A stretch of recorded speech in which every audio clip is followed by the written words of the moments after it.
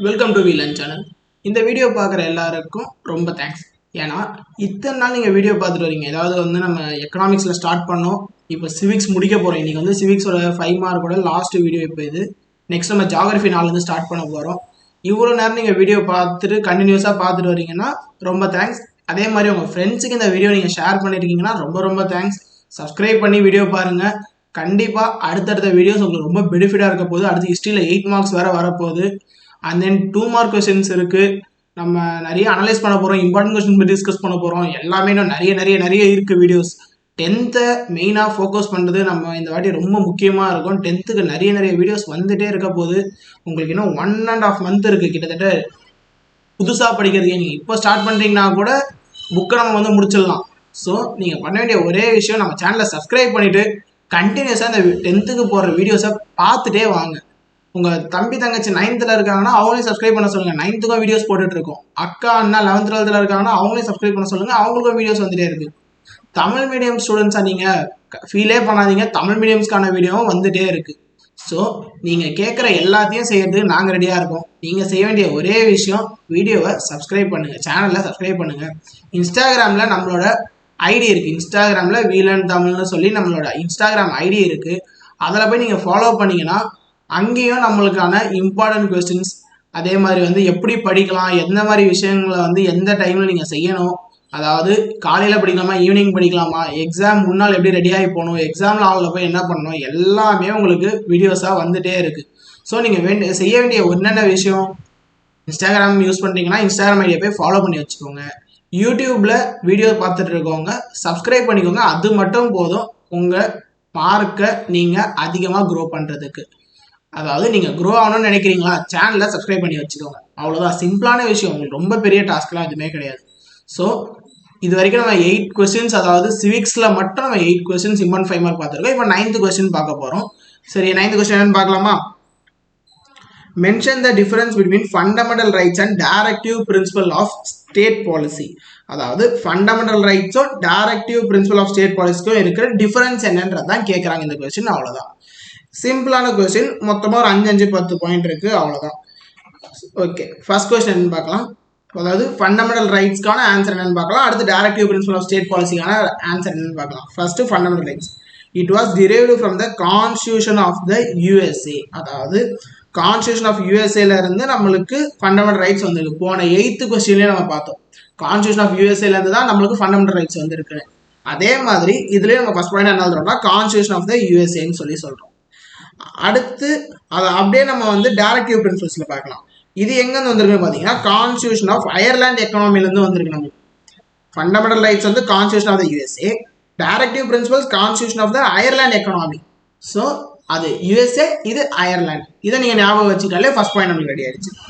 Second point, even the government cannot take away or bridge these rights. அதாவது கவர்மெண்ட்டே நினைச்சாலும் இந்த ரைட்ஸை மாற்ற முடியாது, எடுக்க முடியாது.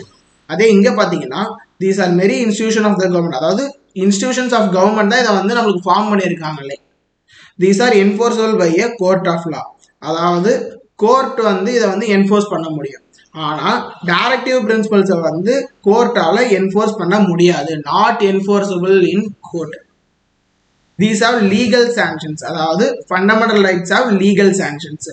அதே நம்மளுக்கு டைரக்டிவ் பிரின்சிபல்ஸ்க்கு moral and political sanctions.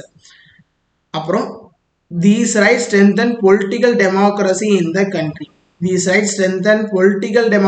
Country.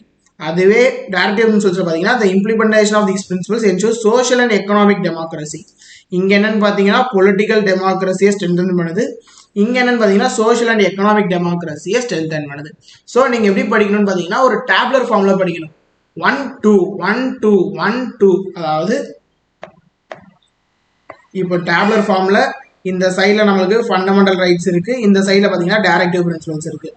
So first point இங்கே, ஃபர்ஸ்ட் பாயிண்ட் இங்கே, செகண்ட் பாயிண்ட் இங்கே, செகண்ட் பாயிண்ட் இங்கே, தேர்ட் பாயிண்ட் இங்கே, தேர்ட் பாயிண்ட், அந்த மாதிரி நீங்கள் படிச்சுட்டு வரணும். ஸோ ஃபர்ஸ்ட் பார்க்கலாமா, எங்கேருந்து நம்மளுக்கு வந்திருக்கு? First constitution of USA fundamental rights, இங்கே கான்ஸ்டியூஷன் ஆஃப் அயர்லாண்டு. ரெண்டாவது even the government cannot take away. அதாவது இவங்களாலே ரிமூவ் பண்ண முடியாது கவர்மெண்டாலேயே. அதே மாதிரி நம்மளுக்கு directive principle institutions of government தான் ஃபார்ம் பண்ணுது. These are enforceable by a court of law. Court of லால இது என்ஃபோர்சபிள் ஆகும். அதுவே these are not enforceable. These have legal sanctions. These have moral and political sanctions. These rights strengthen political democracy in the country. Political democracy in the country strengthen பண்ணும். அதே இது என்னன்னு பார்த்தீங்கன்னா principles ensure social and economic democracy. ஓகேவா? மொத்தமா 10 point வச்சு feel பண்ணாதீங்க. மொத்தமே 5 பாயிண்ட் தான். 5 பாயிண்ட ரெண்டா படிக்க போறீங்க. அப்போ டோட்டலா 5 பாயிண்ட்ஸ் டேபுலர் ஃபார்ம்ல படிச்சீங்கன்னா உங்களுக்கு 5 மார்க் கம்பல்சரியா இருக்கு. டேபுலர் ஃபார்மை மறந்துடாதீங்க. நான் ஏன் இங்க டேபுலர் ஃபார்ம் போடலாம், சில பேர் டேபுலர் ஃபார்ம்ல படிக்க மாட்டீங்க. இது 2 மார்க்ல வந்தா எப்படி எழுதுறதுன்னு சில பேருக்கு டவுட் வரும். 2 மார்க்ல வந்தாலும் இப்போ வெறும் ஃபண்டமெண்டல் ரைட்ஸை பத்தி கேட்கறாங்கன்னா இந்த பாயிண்ட்ஸ் நீங்க எழுதலாம். வெறும் டைரக்டிவ் பிரின்சிபல்ஸ் பத்தி கேட்கறாங்கன்னா நீங்க எழுதலாம். 3 மார்க்ல கேட்டா எழுதலாம். ஸோ 5 மார்க்ல உங்களுக்கு வெறும் தனி பார்ட்டாக எழுதா கூட நீங்க இந்த 5 பாயிண்ட் எழுதிங்கன்னா உங்களுக்கு மினிமம் 3 to 4 மார்க் கிடைக்கும். ஸோ இதை நீங்க டேபுலர் ஃபார்ம்ல படிக்கிறத விட இந்த மாதிரியும் படிச்சுக்கோங்க. ஒருவேளை டிஃபரன்சியேஷன் இதே கொஸ்டின் எக்ஸாம்ல வந்ததுன்னா டிஃபரன்சியேஷன் ஃபார்ம்ல அதாவது டேபுலர் ஃபார்ம்ல எழுதிருங்க. ஓகேவா? டேபுலர் ஃபார்ம்னா என்னன்னா இதுதான் நம்மளுக்கு டேபுலர் ஃபார்ம். ஓகேவா? இப்போ நெக்ஸ்ட் கொஸ்டின் பார்க்கலாமா? 10th question. Write a detailed note on non alignment movement. அதாவது இந்த கொஸ்டின் வந்து ரொம்ப முக்கியமான கொஸ்டின். நிறைய எக்ஸாம்ஸ்ல கேட்டிருக்காங்க. வருஷம் கேட்டுட்டு இருக்க கொஸ்டின். மினிமம் உங்களுக்கு ரிவிஷன்ஸ்ல வந்திருக்கும். பப்ளிக் எக்ஸாம்ல ஒரு 3-4 வருஷத்துக்கு ஒரு வாட்டியாவது இந்த கொஸ்டின் வரும். Write a detailed note on non alignment movement. Non alignment மூவ்மெண்ட்னா என்ன அப்படின்னு சொல்லி கேட்டிருக்காங்க. ஒரு டீடைலா அதை சொல்லியிருக்காங்க. ஃபர்ஸ்ட் இது எதனால வந்ததுன்னு சொல்லி ரீசன் பார்க்கலாம். நேரு யாருன்னு பார்த்து தெரியுமா நம்மளுக்கு? நம்மளோட ஃபார்மர் பிரைம் மினிஸ்டர் தான் நேரு. ஜவஹர்லால் நேரு அவர் பேரு. இவரை பத்தி நீங்க கேள்விப்படாத ஆளே இருக்க முடியாது. அதனால இவரை பத்தி நம்ம எல்லாருமே தெரியும். ஆனால் நம்ம அவரை பத்தி இப்போ பார்க்க வேண்டாம். ஹிஸ்டரி பார்க்கலாம், சிவிக்ஸ் பார்க்கணும். ஸோ இந்த நான் அலைன்மெண்ட் மூவ்மெண்டோட ரீசன் மட்டும் என்னன்னு பார்த்துக்கலாம். India's first prime minister was opposed to the rivalry of the two superpowers, America and Russia, who were trying to extend their influence over the newly emerged nation of Asia and Africa. So he chose the path of non-alignment. அதாவது இந்தியாவோட first prime minister யாருன்னு பார்த்தீங்கன்னா Jawaharlal Nehru sir தான். அவர் என்ன சொன்னார்னு பார்த்தீங்கன்னா இருக்கிறதுலே 2 super powers அமெரிக்காவும் ரஷ்யாவும் தான் வந்து இருக்கிறதுலே ரொம்ப பவர்ஃபுல்லான 2 கண்ட்ரிஸ். இவங்க 2 பேரும் அவங்களோட பவர்ஸை யார் மேல போய் திணிச்சாங்கன்னு பார்த்தீங்கன்னா புதுசா உருவாகிற ஏஷியா அண்ட் ஆப்பிரிக்கா மாதிரியான கண்ட்ரீஸ்ல இருக்க ஸ்டேட்ஸ் மேல போய் அவங்களோட பவர்ஸை ரொம்ப ஃபோர்ஸா இறக்கினாங்க.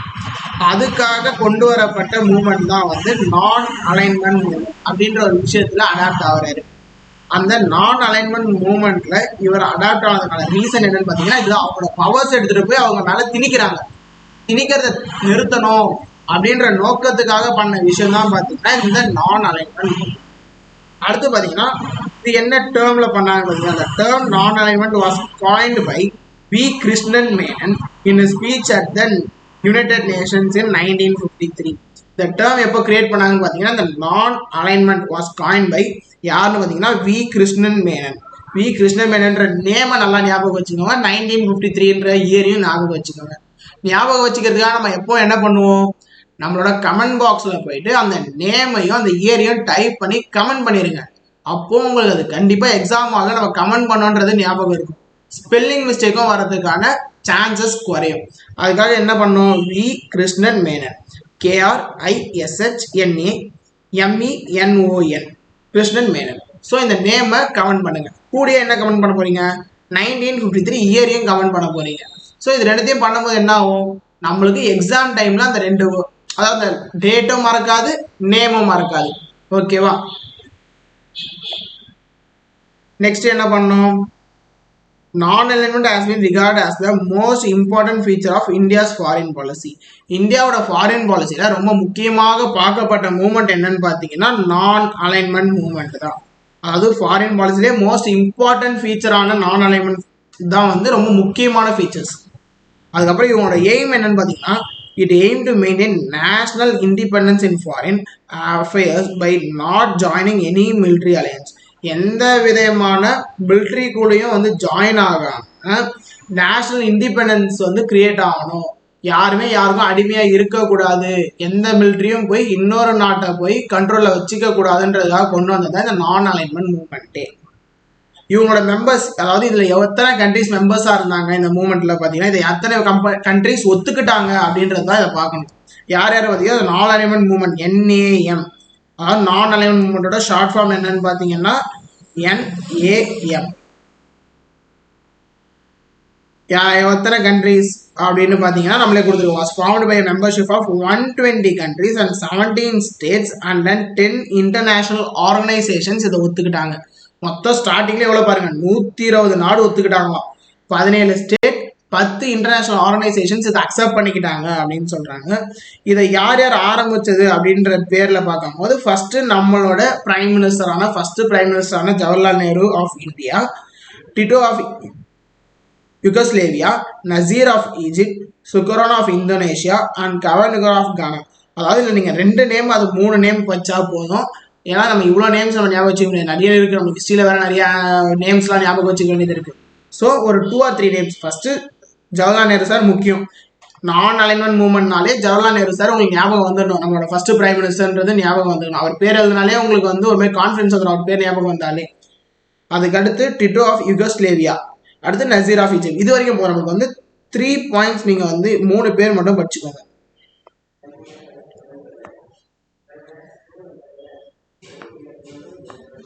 ஓகேவா? இப்போ திரும்ப ஸ்டார்டிங் வந்து ஒரு பார்த்துடலாமா? ரீசன் எதனால நான் அலைன்மெண்ட் மூவ்மெண்ட் கிரியேட் ஆச்சு? Nehru of India's first prime minister என்ன சொல்ல வர்றாருன்னா 2 சூப்பர் பவர்ஸ் ஆன அமெரிக்கா அண்ட் ரஷ்யா வந்து எந்த விதமான ஏசியா அண்ட் ஆப்பிரிக்கா நாடுகளால அவங்க பவரை திணிக்க கூடாதுன்றதுக்காக கொண்டு வந்தது தான் இந்த நான் அலைன்மெண்ட் மூவ்மெண்ட். இந்த டேர்ம் யார் கொண்டு வந்ததுன்னு பார்த்தீங்கன்னா வி கிருஷ்ணன் மேனன்றவர் யுனைடெட் நேஷன்ஸ்ல 1953 தான் இதை வந்து முன்னாடி சொல்றாரு, இந்த மாதிரி ஒரு மூவ்மெண்ட் கொண்டு வரலாம் மூவ்மெண்ட் அப்படின்னு சொல்லி. நான் அலைன்மெண்ட்டை முக்கியமான இந்தியாவோட முக்கியமான ஃபாரின் பாலிசியா இருந்தது இந்த நான் அலைன்மெண்ட் பாலிசி தான். இட் எய்ம்ட் அட் எந்த விதமான இண்டிபெண்டன்ஸ்க்காகவும் யாரும் எந்த மிலிட்ரி கூடயும் ஜாயின் ஆகக்கூடாது. இதில் எவ்வளோ மெம்பர்ஸ் இருந்தாங்கன்னு பார்த்தீங்கன்னா 120 கண்ட்ரிஸ், 17 ஸ்டேட்ஸ், 10 இன்டர்நேஷனல் ஆர்கனைசேஷன்ஸ் இருந்திருக்காங்க. இதோட ஃபவுண்டிங் ஃபாதர்ஸ் யாரு? Jawaharlal Nehru sir of India, Tito of Yugoslavia, Nasser of Egypt. ஓகேவா? சிம்பிளான கொஸ்டின். நான் அலைன்மெண்ட் மூவ்மெண்ட்னா பெருசாக அதுவும் கிடையாது, யாரும் இந்த மிலிட்ரி கூட சேரக்கூடாது, எல்லாரும் அவங்க நியாயமாக இருக்கணும். 120 கண்ட்ரி பார்ட்டிசிபெண்ட்டாக இருந்திருக்காங்க. அமெரிக்கா அண்ட் ரஷ்யா யாரையுமாலேயும் அவங்க பவரை போய் திணிக்கக்கூடாது. அவ்வளோதான் கொஸ்டின். சிம்பிளான 5 மார்க்கு, சிம்பிளாக ஞாபகம் வச்சுருக்கோம்னா மார்க் ஸ்கோர் பண்ணிட்டு சிம்பிளாக போயிடலாம், அவ்வளோதான். இப்போ சிவிக்ஸோட லாஸ்ட் 5 மார்க் கொஸ்டினாக பார்க்க போகிறோம். Describe the legislative powers of the governor. அதாவது ஃபர்ஸ்ட் யாரோட பவர்ஸ் பார்த்தோம்? பிரசிடென்டோட பவர்ஸ் பார்த்தோம், அப்புறம் சீஃப் மினிஸ்டர்ஸ் பவர் பார்த்தோம், அடுத்து பிரைம் மினிஸ்டர் பவர் பார்த்தோம், இப்போ கவர்னர் பவர் பார்க்க போறோம். கவர்னரோட பவர்ஸ் என்ன சொல்லியிருக்காங்க? ஃபர்ஸ்ட் என்னன்னு பார்க்கலாம். Head of the state executive and the chancellor of universities. இவர் தான் வந்து ஸ்டேட்டோட எக்ஸிக்யூட்டிவோட ஹெட். அது மட்டும் இல்லாமல் யூனிவர்சிட்டிஸோட சான்சலர்ன்றாங்க. யூனிவர்சிட்டினா என்ன? நிறைய யூனிவர்சிட்டி இருக்கு சென்னையிலேயே. சென்னை, தமிழ்நாட்டில் எக்கச்சக்க யூனிவர்சிட்டிஸ் இருக்கு.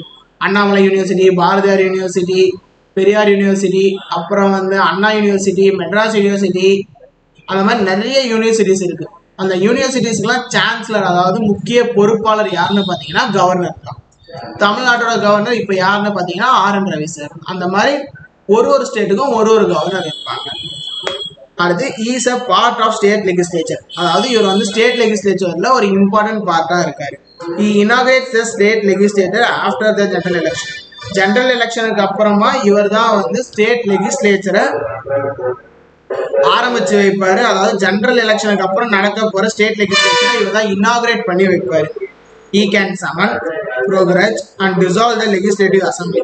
இவர் நினைச்சாருன்னா கவர்மெண்ட்டையே வந்து க்ளோஸ் பண்ண முடியும், அதாவது ஆட்சியே வந்து க்ளோஸ் பண்ண முடியும். இவங்க வந்து சரிப்பட்டு வரல அப்படி நினைச்சாருன்னா அவர் வந்து ஆட்சியே வந்து க்ளோஸ் பண்ணிடுவாரு. பில்ஸ் பிகேம் லா ஆஃப்டர் ஹிஸ் அப்ரூவல். அதாவது முக்கியமான பில்லு எல்லாமே இவரோட அப்ரூவலுக்கு அப்புறமா தான் வந்து சாங்ஷனே பண்ணுவாங்க. He can dissolve the house with the advice of chief ministers. He can dissolve the house with the advice of chief minister. Chief minister வந்து இந்த ஆட்சியை க்ளோஸ் பண்ணிக்கலாம். நான் அப்பயே சொன்ன சீஃப் மினிஸ்டரோட பவர்லயே சீஃப் மினிஸ்டர் நினைச்சாருன்னா ஆட்சியை க்ளோஸ் பண்ண முடியும். அவர் போய் கவர்னர் கிட்ட சொல்லுவாரு, கவர்னர் வந்து ஆட்சியை க்ளோஸ் பண்ணுவாரு. He appoints the district judges, attorney general, finance commission. இவர் யார் யார் அப்பாயின்ட் பண்றாருன்னு பாத்தீங்கன்னா district judges, attorney general, finance commission எல்லாருமே சில பேர் அப்பாயின்ட் பண்றாங்க. அதனால அந்தந்த அப்பாயின்ட் பண்றவங்கன்னு சொல்லி கீ பாயிண்ட்ஸ் மாதிரி நோட் பண்ணி வச்சுக்கோங்க சைட்லயே. இவர் யார் யார் அப்பாயின்ட் பண்ணுவாரு, இவர் யார் யார் அப்பாயின்ட் பண்ணுவாரு. சீஃப் மினிஸ்டருக்கும் பிரைம் மினிஸ்டருக்கும் காமனா என்ன, அவங்கவுங்க மினிஸ்டர்ஸ் அவங்க அப்பாயின்ட் பண்ணுவாங்கன்னு சொன்னாங்க. பிரசிடென்ட் யார் அப்பாயின்ட் பண்ணுவாங்க, பிஎம். அப்புறம் வந்து இந்த கவர்னர்ஸ், ஜட்ஜஸ், அதாவது ஹைகோர்ட், சுப்ரீம் கோர்ட் ஜட்ஜஸ் எல்லாம் வந்து பிரசிடென்ட் வந்து அப்பாயின்ட் பண்ணுவாங்க. இப்போ கவர்னர் யார் அப்பாயின்ட் பண்றாரு, district judges, attorney general, finance commission இவங்களெல்லாம் அப்பாயின்ட் பண்றாரு. The governor can rule the state directly during emergency.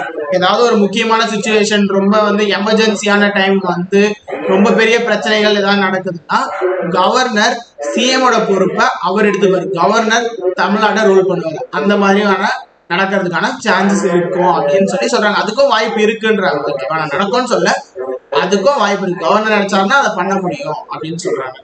So என்னென்ன point, first head of the state executive and chancellor of the university. இவர் தான் state executive head, யூனிவர்சிட்டிக்கு இவர் தான் chancellor. Is a part of state legislature. State லெஜிஸ்லேச்சரோட power இவர்கிட்ட இருக்கு. He inaugurates the state legislature after the general election. General எலெக்ஷனுக்கு அப்புறமா இவர் தான் ஸ்டேட் லெஜிஸ்லேச்சரை வந்து ஆரம்பிச்சு வைப்பாரு.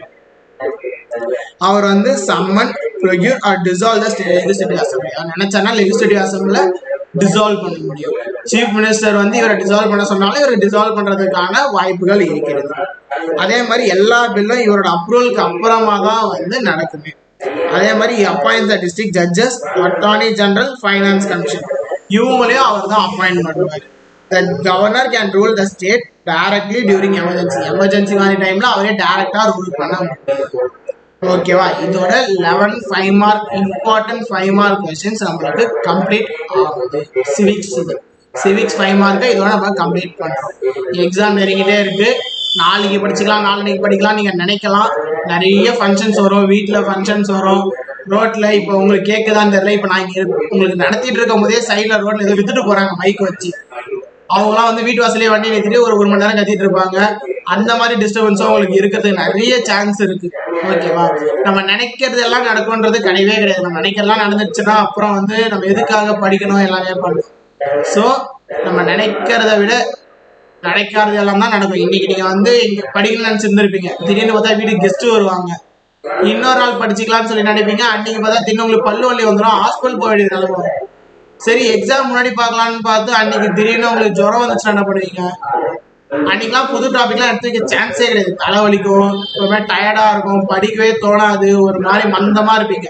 ஸோ இப்பயே நீங்க படிச்சு வச்சிருக்கீங்க. 1.5 மாசம் இருக்கு டைம். 1.5 மாசம்னா 1.5 மாசம் தான் இருக்கு அப்படின்னு 1.5 மாசம் இருக்கு. நான் சொல்றேன் 45 நாள் இருக்கு. உட்காந்து அழகா படிக்க ஆரம்பிச்சீங்கன்னா எல்லா டாபிக்கும் கவர் பண்ணலாம், எல்லாத்தையும் படிக்கலாம் ஒண்ணு விடாம. ஆனா நீங்க படிக்கணும். நீங்க வந்து டிஸ்ட்ராக்ட் ஆகுறீங்க அப்படின்னா அது வந்து உங்க கையில தான் இருக்கு. டிஸ்ட்ராக்ட் ஆகிற விஷயத்துல வந்து கொஞ்சம் தள்ளி வாங்க. அதாவது வீட்டுல வந்து ஏதாவது பேசிட்டே இருப்பாங்க, அம்மா சீரியல் பார்ப்பாங்க அப்படின்னு இருந்ததுன்னா தள்ளி வந்து உட்காந்து படிங்க. அப்பா நியூஸ் பாப்பாரா, தள்ளி வாங்க.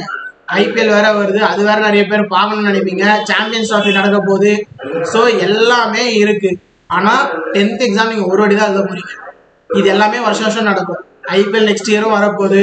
சீரியல் இன்னைக்கு இல்லைனாலும் ஒரு 2 மாசம் பொறுத்து போனாலும் அதே கதை தான் ஓடிட்டு இருக்க போகுது. இன்னைக்கு அவங்க வீட்டுல என்டர் ஆயிருப்பாங்க, அந்த சண்டை வந்து 2 மாசம் நடந்துட்டு இருக்கும். ஸோ நீங்க 2 மாசம் கழிச்சு வந்தா கூட அந்த கதை உங்களுக்கு புரியும். அதே மாதிரி புது படம் ரிலீஸ் ஆகுதா, 2 மாசத்துக்கு அப்புறமா அந்த படம் பார்த்துக்கலாம். ஸோ 10th எக்ஸாம் நீங்க லைஃப்ல ஒரு வாட்டி எழுத போற எக்ஸாம். அதுக்காக இந்த 2 மாசம் எல்லாத்தையும் நீங்க கொஞ்சம் அவாய்ட் பண்ணிட்டு படிக்கிற வேலையை மட்டும் நீங்க பாத்தீங்கன்னா 10th தாராளமா நீங்க மார்க், நீங்க எதிர்பார்க்கிற மார்க்கை விட அதிகமா ஸ்கோர் பண்ண முடியும். அதுக்காக நீங்க பண்ண வேண்டிய ஒரே விஷயம், நம்ம சேனல்ல சப்ஸ்கிரைப் பண்ணிக்கோங்க. போடுற வீடியோவை கண்டினியூஸா பார்த்துட்டே இருக்கு, ஃபுல்லா பாருங்க, ஸ்கிப் பண்ணாம நீங்க பார்த்தாதான் நாங்க சொல்ற கீ இம்பார்ட்டன்ட் திங்ஸ் உங்க மனசுல ஏறும். நீங்க வெறும் ஸ்கிப் பண்ணி உங்களுக்கு தேவையானதை மட்டும் பார்த்துட்டு போறதும் உங்களோட முடிவு தான். ஆனா ஃபுல்லா பார்த்தா உங்களுக்கு ஒரு கிளாரிட்டி இருக்கும். அந்த கிளாரிட்டிக்காக தான் நான் எல்லாத்தையுமே சொல்றேன். நீங்க தெளிவா படிக்க முடியும். உங்க கையில இருக்கிறது எல்லாமே நீங்க படிச்சா மட்டும்தான் உங்களால மார்க் எடுக்க முடியும்.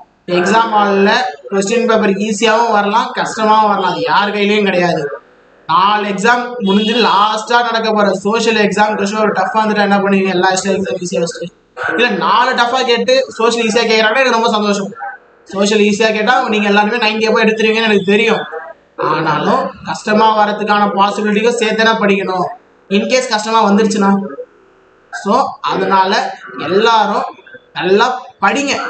படிக்கிறது ரொம்ப இம்பார்ட்டன்ட். நீங்கள் படித்தாதான் உங்களுக்கு நீங்கள் தான் படிக்கணும். அப்பா படிக்க சொல்கிறாரு, அம்மா படிக்க சொல்கிறாங்க, அண்ணன் படிக்க சொல்கிறான், சொந்தக்காரங்க படிக்க சொல்கிறாங்க, நீங்களும் படிக்க சொல்கிறீங்களே அப்படின்னு யோசிக்காதீங்க. படித்தா மட்டும்தான் நம்மளால மார்க் ஸ்கோர் பண்ண முடியும். அவங்களாம் உங்களுக்கு மார்க் தர மாட்டாங்க.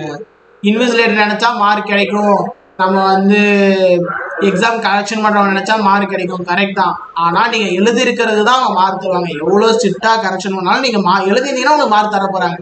எழுதாத பேப்பருக்கு எவ்வளோ ஈஸியாக கரெக்ஷன் பண்ணாலும் உங்களுக்கு மார்க் தர போகிறாங்க. ஸோ படித்து எழுதுங்க. நல்லா இப்போ எக்ஸாம் எல்லாருமே ஈஸியாக எழுதிட்டு வரலாம், எல்லாருமே நல்லா மார்க் எடுக்க போகிறோம், எல்லாம் ஓகே.